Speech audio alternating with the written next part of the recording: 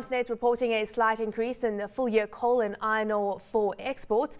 Coal moved for export edging up there to 69.2 million tonnes, while the amount of iron ore shipped was up almost to 56 million tonnes. We caught up with Transnet CEO Brian Molefe on these earnings.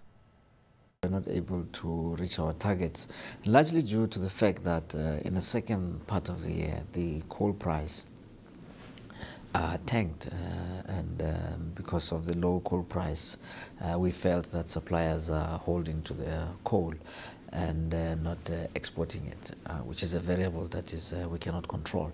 So we were quite ready with the trains to transport the coal, but there were some market dynamics where suppliers were I think withholding supply, waiting for a better coal price, which has happened. I'd like to touch on your market demand strategy. I know you're wanting to move away from road to rail, and we have had a sluggish economy. The last GDP forecast that you had said was 3%. What forecast or what GDP forecast are you looking at for going forward? The MDS GDP assumption is about 3%. Through the period, so it's about an average about 3%. But we're not too concerned about that in terms of achieving our revenue targets, because we think that there is a very big scope of growing Transnet's market share. So, I mean, if you take, for example, containers and automotives on rail grew by about 20% in the last year, even though GDP growth was 2%. So the growth was in fact from market share. So and which also indicates that there is some shift from road to rail that is happening. I'd like to talk about your cost-cutting measures. You've saved about 2 billion rand. That's very commendable. But your operating expenses actually went up about 7.9%. Some of the issues there you spoke about, electricity and personnel costs. Are you able just to elaborate further on that?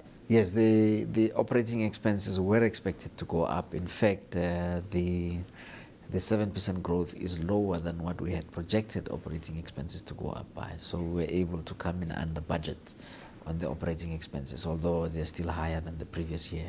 I mean, we have employed 3,000 more employees. We've shifted more commodities and more goods through rail, and everything, all the commodities, business activities heightened, so you would expect operating expenses to go up. Another thing that I'd really like to touch on is on the fact that you had made negotiations with your unions. It seems that no sector is immune to this. I think you said you'd pegged at about 8.5 and 9.5 over the next 2 years. 8.5 and 9. 8.45 and 9.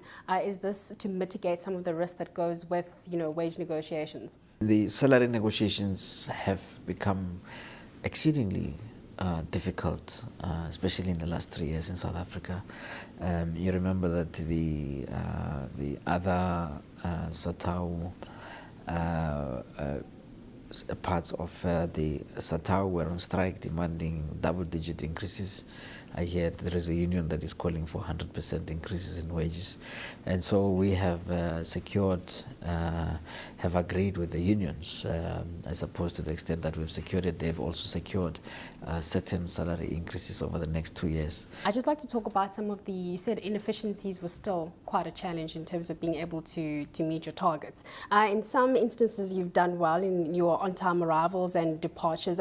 There's been an increase with regards to your export for coal, but you said there's still some teething problems. If I look at your exports in iron ore, it's declined by 9% and 5.3%, looking at on-time departures and arrivals. I mean, what are those teething problems and how are you tackling that? There were teething problems because of a mine that is being commissioned, an iron ore mine in Sishen. It's a new mine.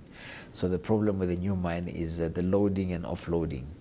It hasn't been done at that mine before, so there are teething problems, sort of operational problems that resulted in delays in trains. But I think that we're over that now. At the particular mine where we had inordinate delays in loading and offloading because it is a mine that has just been commissioned.